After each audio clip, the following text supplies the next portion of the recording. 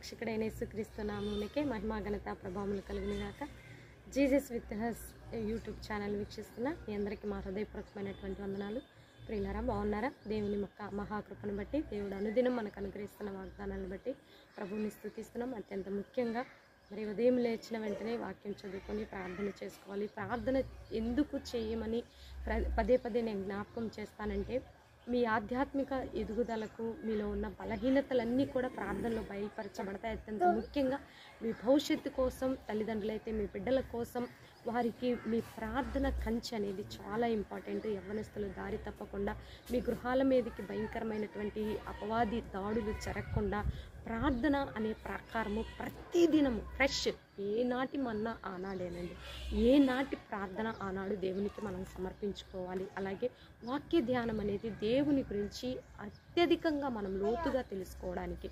కనుక ఇవన్నీ కూడా మనము ప్రతిదినము ఒక వ్యాయామంలాగా ఉండాలి. మనకి ఒక వ్యాయామం ఎలా చేస్తాం, ఎక్సర్సైజ్ ఎలా చేస్తాం, ప్రతిరోజు కంటిన్యూగా ఒక హ్యాబిట్గా మనం చేస్తుంటాం. ఆ విధంగా ప్రార్థన మరి వాక్య ధ్యానం అనేది మీ జీవితాల్లో ఉండాలని ప్రభునామంలో మనవి చేస్తుంది. మరి ఈరోజు ఒకవేళ కొత్తగా మీరు ఈ వీడియో చూస్తున్నట్లయితే, మరి యేసుక్రీస్తు మరి లోకరక్షకునిగా వచ్చి నా పాపముల నిమిత్తం ఆయన సిలువలో బలియాగమైపోయి మరి మరణించి మూడో దినమున భూగర్భంలో పాతి పెట్టబడి మూడో దినమున మృత్యుంజయుడై లేచి మరి మరలా ఆయన పరలోకానికి వెళ్ళి మరలా తిరిగి రాబోతున్న దేవుడు. కనుక మీరు ఆయన హృదయంలో చేర్చుకున్నట్లయితే నీకు ఆదరణ, మేలు, నీ భవిష్యత్తు కూడా ఎంతో మరి ఉన్నతంగా ఉంటుందని ప్రభునామంలో మనవి చేస్తూ, మరి ఈరోజు దేవుడు మనకు అనుగ్రహిస్తున్నటువంటి చక్కని వాగ్దానము యెషయా గ్రంథము 54వ అధ్యాయము 4వ వచనము చూద్దాము. చూడండి, 4వ వచనంలో, భయపడకము, నీవు సిగ్గుపడనక్కర్లేదు.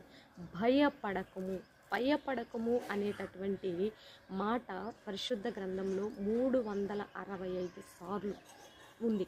అంటే సంవత్సరంలో ప్రతిరోజు దేవుడు మనకి భయపడకు అని చెప్తూనే ఉన్నాడండి. ఎందుకు భయపడతామంటే, మనకి తెలియకుండా మన వెనుక అపవాది చేసేటటువంటి ప్లాన్లు బట్టి, మనుషులు చేసేటటువంటి కుట్రలను బట్టి, ఒక హఠాత్తుగా ఇంతకుముందు నీ మీదకి తెలియని అపాయము లేదా కీడు లేదా వ్యతిరేకత, అవమానము, నింద నీకు తెలియకుండా నీ మీదకి వచ్చినప్పుడు, అమ్మో మరలా ఇది రిపీట్ అవుతుందేమో, ఈ పరిస్థితులన్నిటిని బట్టి చూస్తుంటే మరలా ఏదన్నా నాకు జరగబోతుందేమో అనేటటువంటి ఒక భయము ఉంటుంది. నీ భవిష్యత్తుని బట్టి భయము ఉంటుంది, నీ ఆరోగ్యాన్ని బట్టి భయం ఉంటుంది, అప్పుల వారు నా మీదకి వచ్చి పడతారేమో అనేటటువంటి భయం ఉంటుంది, నీ భవిష్యత్తుని బట్టి భయం ఉంటుంది.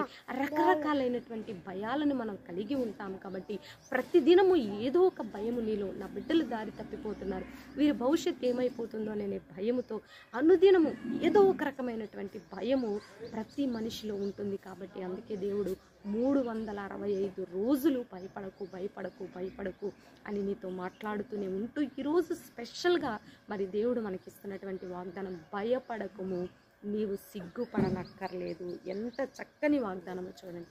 నువ్వు భయపడనవసరం లేదు, నువ్వు భయపడకము, సిగ్గుపడనక్కర్లేదు. ఎందుకంటే అప్పులు వాళ్ళు వస్తే ఎంతో సిగ్గుగా ఉంటుందండి. వాళ్ళు ఇంటి మీదకి వచ్చి మనం రకరకాలుగా అడుగుతుంటే, లేదా రోజు గడవక మరి బిడ్డలు భవిష్యత్తును బట్టి ఫీజులు కట్టలేక, మరి ఉద్యోగ పోరాటంలో నేను ఇంకా సెటిల్ అవ్వలేదు, అయ్యా మమ్మల్ని సిగ్గు కప్ప చెప్పకయ్యా, మమ్మల్ని అవమానాన్ని కప్ప చెప్పకయ్యా, నింద కప్ప చెప్పకయ్యా అని మనం ఎంతో దిగులు వేదనతో మరి ఉంటాము. ఇన్ని దినాలు నీ జ్ఞానాన్ని, నీ బలాన్ని, నీ బంధు బలగాన్ని రకరకాలుగా మరి అండ చూసుకొని వెర్రవీగి ఈరోజు అన్నీ పోగొట్టుకొని, మరి ప్రభువా నేను ఈ కొన్ని దినాలు నేను నీ సన్నిధిలో బాగా ఎదిగాను, బాగా అన్ని విధాలా ఉన్నాను, ఈరోజు నన్ను సిగ్గు కప్ప చెప్పకయ్యా అని భయపడుతూ ప్రార్థన చేస్తున్నావేమో. అయితే దేవుడు ఈరోజు నీకు ఇస్తున్నటువంటి చక్కని వాగ్దానము, భయపడకు, నీవు సిగ్గుపడనక్కర్లేదు.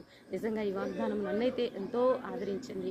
మిమ్మల్ని కూడా దేవుడు ఆదరించి తన కృపలో మీకు మేలు చేయనట్లు వాగ్దానం ఇచ్చుచుండగా మరి పదే నోటితో వచ్చారని, భయపడకమని నాకు వాగ్దానం చేశావయ్యా, నీవు సిగ్గుపడనక్కర్లేదని వాగ్దానం చేయి. నీ పరిస్థితి ఏదైనా సరే నీవు భయపడకము, నీవు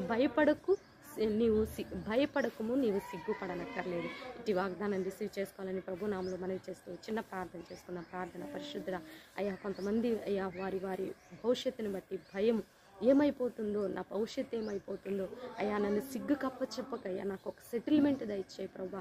ఈ ఉద్యోగంలో కొన్ని దినాలుగా పోరాడుచున్నాను, వయసు అయిపోతుంది, ఈ ఉద్యోగం నేను పొందుకోలేకపోతే నేను సిగ్గుతో తలదించుకోవాల్సి వస్తుందయ్యా అని ఎంతోమంది వేదనలో, కన్నీటిలో, దుఃఖంలో అయ్యా కాంపిటేటివ్ ఎగ్జామ్స్ను ప్రిపేర్ అవుతుంది పాద సన్నిధిలో కన్నీరు కారుస్తున్నారేమో, వారి బిడ్డల భవిష్యత్తును బట్టి కన్నీరు కారుస్తున్న తల్లిదండ్రులు ఉన్నారేమో, వారి పరిచర్యలను బట్టి సేవకులు కన్నీరు కారుస్తున్నామేమో అయ్యా, మేము అవమాన పాలైపోతున్నాం, సిగ్గు పాలైపోతున్నాం అయ్యా అంటూ వారు నీ సన్నిధిలో ఎవరెవరైతే తండ్రి కన్నీరు కారుస్తున్నారంటే బిడ్డలను జ్ఞాపకంలో ఉంచుకో ప్రభా.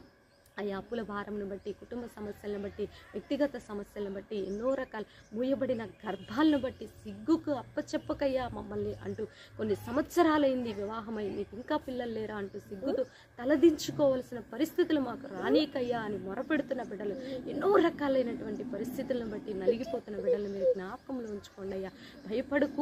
భయపడకుము, నీవు సిగ్గుపడనక్కర్లేదని ఈ వాగ్దానం బిడ్డలను ఆదరించాలయ్యా, వారికి నెమ్మది ఇవ్వాలయ్యా. అద్భుతమైనటువంటి ఊహించని కార్యాలు ప్రజలు పొందుకున్నట్లు సహాయం దయచేయమని, భారతదేశమే నీ సన్నిధి ఉంచమని, యవనస్తులకు మారు మనసు రక్షణ దయచేయమని, ఈరోజు బర్త్డే వెడ్డింగ్ డే జరుపుకునే బిడ్డలందరినీ మీరు జ్ఞాపకంలో ఉంచుకోమని, కాంపిటేటివ్ ఎగ్జామ్స్కి ప్రిపేర్ అయ్యే బిడ్డలు, 10th ఇంటర్ డిగ్రీకి ప్రిపేర్ అవుతున్న బిడ్డలను కూడా మీరు జ్ఞాపకంలో ఉంచుకొని వారికి మంచి ఆరోగ్యాలు, జ్ఞానము దయచేయమని, మా కుటుంబాన్ని కూడా జ్ఞాపకంలో ఉంచుకోమని యేసయ్య అతి పరిశుద్ధమైన ఉన్నతమైన నామంలో అడిగి వేడుకొని పొందుకొని ఉన్నాము తండ్రి. ఆమేన్ ఆమేన్. ప్రియులారా, ఈ వీడియో మీకు నచ్చినట్లయితే లైక్ చేయండి, షేర్ చేయండి, సబ్స్క్రైబ్ చేసుకోండి, పక్కనే ఉన్నటువంటి బెల్ ఐకాన్ని క్లిక్ చేయాలని ప్రభు నామంలో మనవి చేస్తూ నెక్స్ట్ వీడియోతో నెక్స్ట్ మీ ముందుకు వచ్చేంత వరకు ప్రభు కృప మనందరికీ తోడుగా ఉండి నడిపించును గాక. God bless you. Praise the lord.